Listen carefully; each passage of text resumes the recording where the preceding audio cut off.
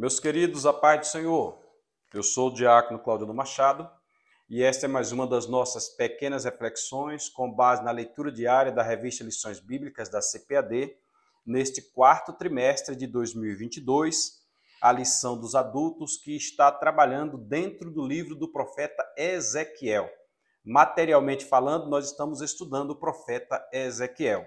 E o pano de fundo de tudo isso é escatologia bíblica, a doutrina das últimas coisas. Por isto, o tema do trimestre é a justiça divina.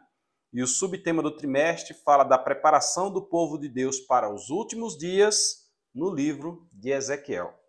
Nós, nesta semana, temos como tema quando se vai a glória de Deus, aquela expressão acabou. Nós estamos estudando ela em detalhes nesta semana.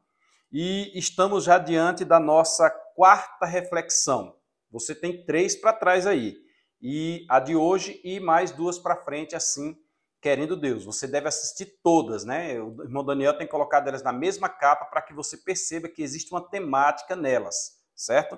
Aproveito para te convidar para se inscrever no nosso canal, compartilhar, curtir, comentar, acionar o sininho das notificações, porque quando você faz isso, você gera comunicação.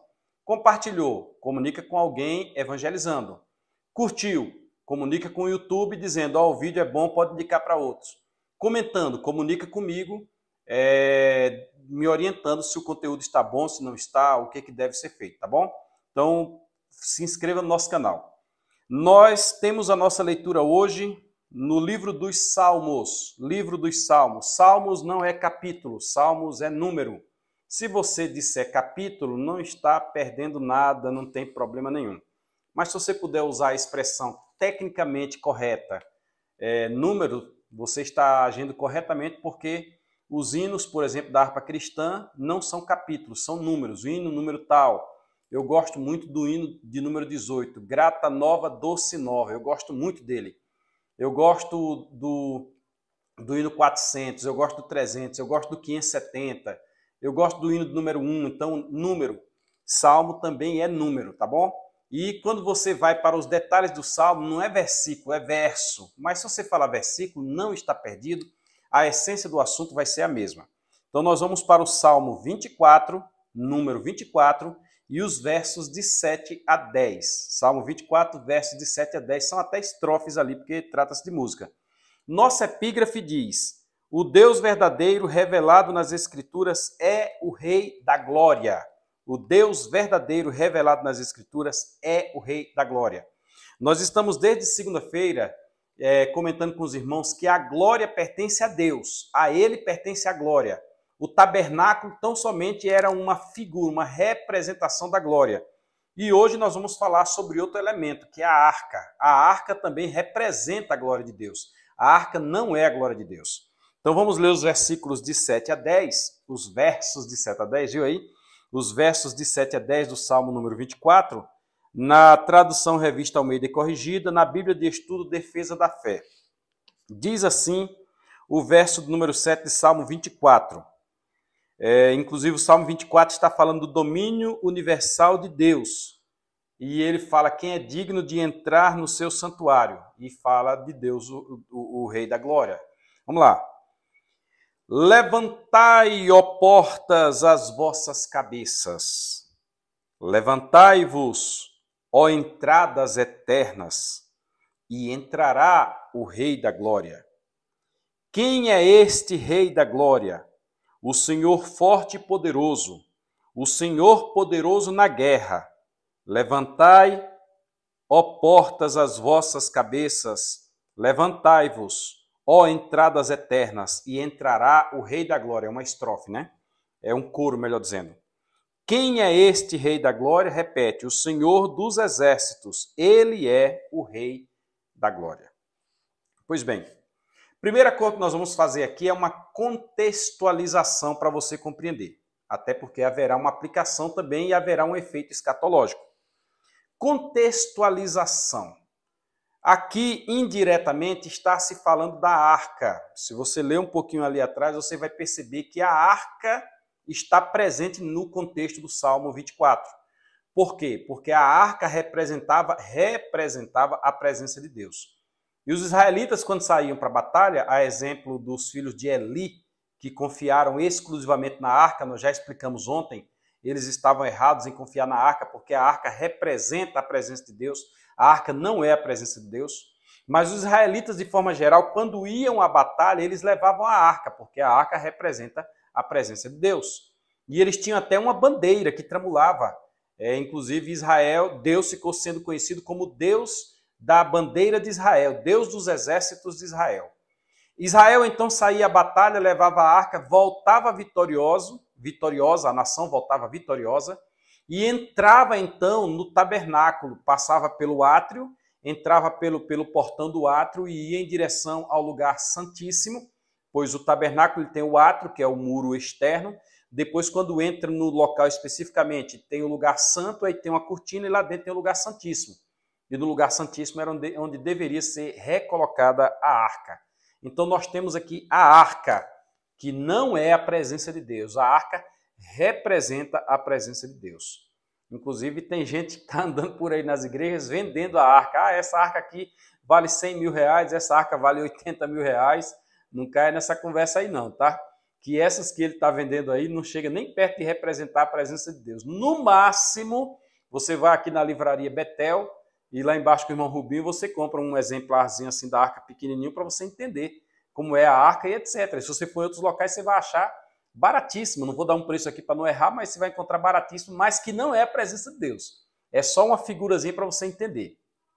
Então nós temos aqui, já explicando acerca da arca, que a arca não é a presença de Deus, a arca representa, que tem uma ida à guerra e o retorno da guerra. Pois bem, aí duas expressões surgem nesse contexto. Duas expressões surgem. Uma delas é o Senhor dos Exércitos. A expressão Senhor dos Exércitos está aqui no Salmo 24 e está cunhada no Salmo 46. Eu já preguei, já ensinei algumas vezes acerca da expressão Senhor dos Exércitos. Foi a expressão máxima que o povo conseguiu no Antigo Testamento para explicar quem é Deus. Dizia-se que era o Jeová Rafá, Jeová Nissi, Jeová Xamã, ou seja, o Deus que cura, o Deus que sara, o Deus que provê, o Deus disse, mas é como se Deus ficasse limitado, ficasse fragmentado. Aí quando eles não encontraram expressões para explicar a magnitude de Deus, e você estuda isso em teologia própria, a revelação progressiva de Deus, eles então, como está no Salmo 46, disseram, o Senhor dos Exércitos está conosco. O Deus de Jacó é o nosso refúgio. Por que Senhor dos Exércitos? Você compreende muito bem a expressão Senhor dos Exércitos quando você vai para justamente Babilônia. Babilônia, onde nós estamos falando aqui que Ezequiel disse que o povo ia para Babilônia, que Ezequiel teve a revelação lá de Babilônia, à margem do rio Quebar. Lá em Babilônia, Deus se mostrou como o Senhor dos Exércitos. Daniel, por exemplo, não quis comer os manjares de Babilônia e comeu legume. Olha, quem come legume quer emagrecer. Só que Daniel e seus amigos comeram legumes e ficaram fortões, ficaram bonitões. Então, Deus alterou a essência do legume, porque ele é o Senhor dos Exércitos e o legume faz parte do seu exército. Lá na frente, Sadraque, Mesaque, Abednego, Ananias, Azarias e Aziel foram lançados na cova de fogo ardente. E a essência do fogo é queimar. E Deus então alterou a essência do fogo. Onde queimava, refrigerou. Nem um fio do seu cabelo se queimou. Porque Deus é o Senhor dos Exércitos e o fogo faz parte do exército de Deus. Lá na frente nós temos Daniel lançado na cova dos leões. E a essência dos leões é comer.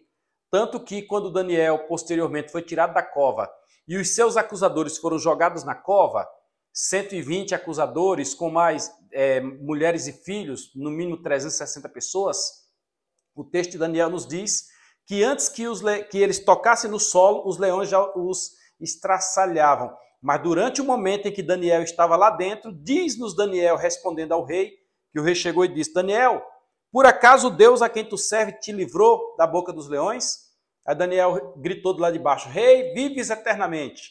O Deus a quem eu sirvo enviou seu anjo que fechou a boca dos leões e eles não me fizeram mal. Então Deus alterou a essência dos leões, porque Deus é o Senhor dos Exércitos.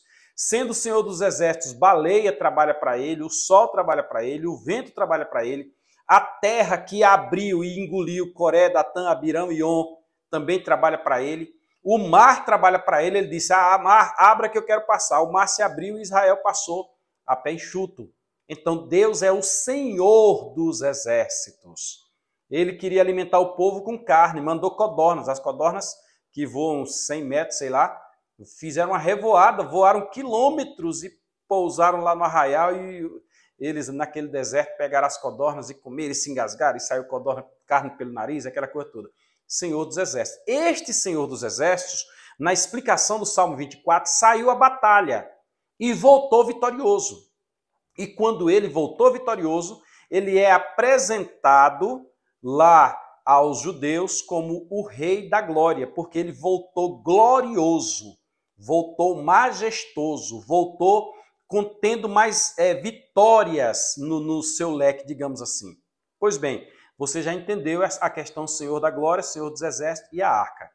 Agora deixa eu te falar aqui uma coisa muito interessante. É porque o nosso objetivo é mostrar que sem o Senhor da Glória não existe arca. Sem o Senhor dos Exércitos não existe exército, não existe vitória. Que todas essas coisas acontecem porque o Senhor dos Exércitos está conosco. O Deus de Jacó é o nosso refúgio.